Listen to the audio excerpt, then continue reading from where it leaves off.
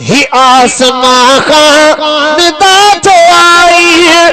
भूरल अवां सां कई भलाई है ही आसमां का निदा तो आई है भूरल अवां सां कई भलाई है इसी पीढ़ीअ खे खुशी करण सां इसी पीढ़ीअ खे खुशी करण सां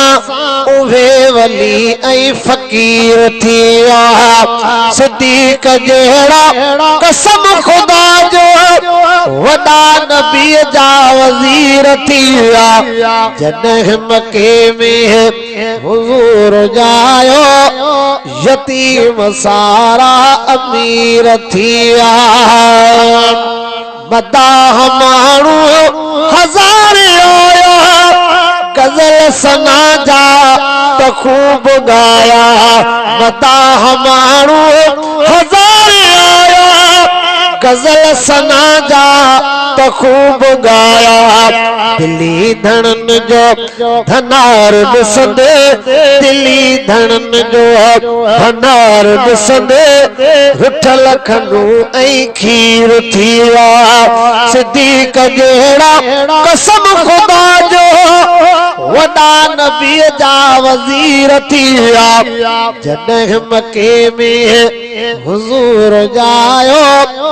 यतीम सारा अमीर थी विया दाई हलीमा अदा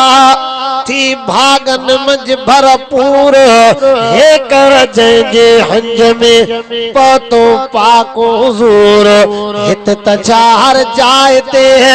मां चवंदुसि हीअं ज़रूर ताराज़ी रब गफूर जो हलीमा जे हाल ते हलीमा दाई साच भलाई सजण जो सदके थियस सणाई है अंगण संदस ते अजीब आया अंगण संदस ते अजीब आया बचा संदस पो सुधीर थी विया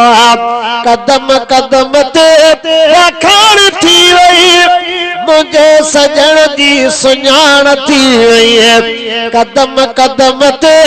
रखण थी वई मुझे सजण जी सुञाण थी वई कयो पुनल सां प्यार हाकिम कयो पुनल सां प्यार हाकिम भुरट जहिड़ा असीर थी विया सिद्दीक़ जहिड़ा कसम खुदा जो वॾा नबीअ जा वज़ीर थी विया करीम ते जंहिं कलम पढ़ियो बसि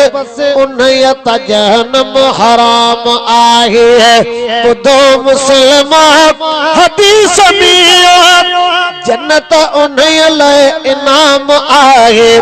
करीम ते जंहिं कलम पढ़ियो बसि उन्हीअ त जहन्नम हराम आहे अल मकसूदी को साउंड शिकारपुर उस्ताद फैज मोहम्मद शेख 031200300044